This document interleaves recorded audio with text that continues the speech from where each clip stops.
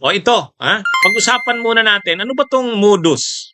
Paano ba yung racket ni Alan dito sa ah, yung Southeast Asian Games noong 2019? Ano bang na modus? Anong racket? Kasi sabi ni Alan sa kanipia, yung magkapatid, wala naman daw silang hindi naman daw sila hindi sila nangurakot diyan. Hmm? Ah, ano ito mga kabunyog, sabi nila hindi naman sila wala daw sila diyan anomalya. Imbestigahan na daw yan kung imbestigahan. O, yun ang sabi. Pero napakaganda nung post ni mga kabunyog. Ha? May post si Muntulfo. Hmm? Maganda maganda itong post ni Muntulfo. Marami siyang sinabi. Ha?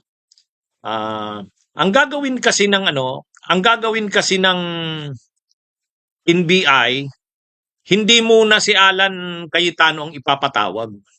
Ang ipapatawag muna ay ang mga dating officials ng FISGO. Yan o. Dating officials ng FISGO ipapasumpina ng NBI bilang bahagi ng 2019 Southeast Asian Games Pro. Ano ba tong FISGO na to? FISGO. Philippine Southeast Asian Games Organizing Committee. Yun. FISGO. Ngayon, ito palang FISGO na ito, hindi pala ito isang ahensya ng gobyerno. Ano pala ito? Foundation. Para non-government siya, non-government.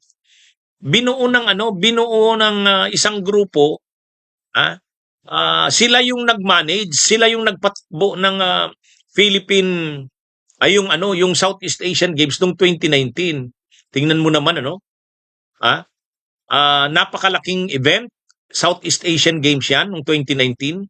Tapos ang nagpatakbo ay ang FISGOC na isang non-government. Mga kabunyog, mga kababayan, kumbaga yung pondo ng gobyerno, inilipat dito sa private foundation na to, itong FISGO. Wow! So nakita nyo na kaagad, Nakita nyo na kaagad ang racket. Ito yung sinabi ni Muntulfo sa kanyang post. Napakalaking pera ang kinita ni Alan Peter Cayetano at kanyang mga kasabwat sa Southeast Asian Games 2019.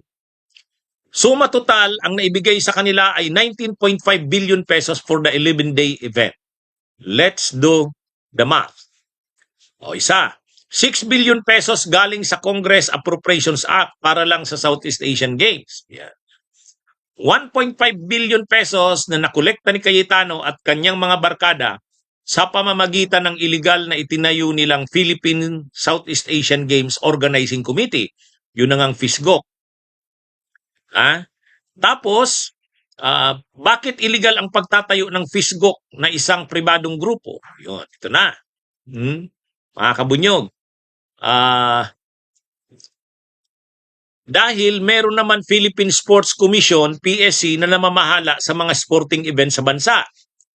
12 billion pesos na galing mismo sa Malacanang ayon sa aking Tweety Bird. May Tweety Bird itong si Muntulfo Bubuwit, kumbaga, na kinuha sa Presidential Intelligence Fund.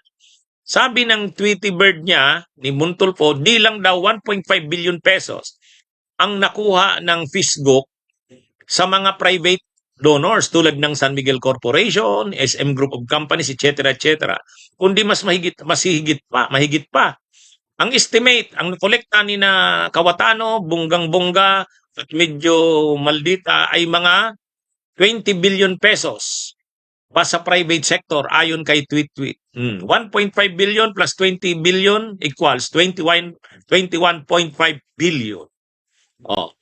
Kaya nila itinayo yung FISGO para may cover sila. So yun ang racket. Ganun yung racket, mga kabunyog. So matindi, Matindi pala itong pinag-uusapan dito. Kaya naman, mga kabunyog, mga kababayan, ngayon, iimbestigahan na ng NBI ito munang mga officials ng FISGO. Kasi diyan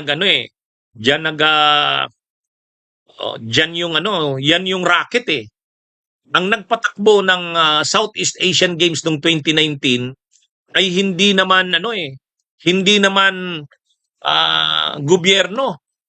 Itong Fisgok Private Foundation. Ito yung nagpatakbo. Ang nagbuo nito mga tao ni Cayetano. Sa mga kabunyog. So, ang matindi dito, sabi ni Montulfo nga, ang lalaking pondo ang ibinigay galing sa gobyerno. Doon i-transfer sa Philippine Southeast Asian Games Organizing Committee, FISGOC. Pero akala nyo, yung organizing committee ay opisina ng gobyerno o organisasyon ng gobyerno. Hindi. Hindi. Private foundation. Parang pinasubkon. Yun nga yung malaking racket doon. Bakit naman ang nagpatakbo ng Southeast Asian Games noong 2019, mayroon naman tayong Philippine Sports Commission. Bakit hindi na lang yun? Ang ginawa, mayroong isang private foundation or non-government organization. Yung pondo galing sa gobyerno. Parang sinubcontract ng isang private foundation yung pag-manage ng buong Southeast Asian Games. Siyempre, ang palusot sa mga ganyan, mas mabuti nang isubkon sa private yan. Para yung private, mas effective yan kaysa sa gobyerno, ano pa yan, matrabaho pa yan. Pero ang problema dyan, yung malalaking bilyon-bilyong pondo ng gobyerno, doon transfer sa FISGOC. Pangalawa, yung FISGOC, may authority siyang mag-solicit ng mga galing sa mga malalaking mga negosyo. Halimbawa, San Miguel Group of Companies. SM Group of Companies. Nag-sponsor yun kasi malaking event yun.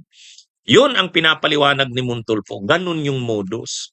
So ngayon, ang sabi ng ombudsman ay ng NBI, okay. So dahil napakalaki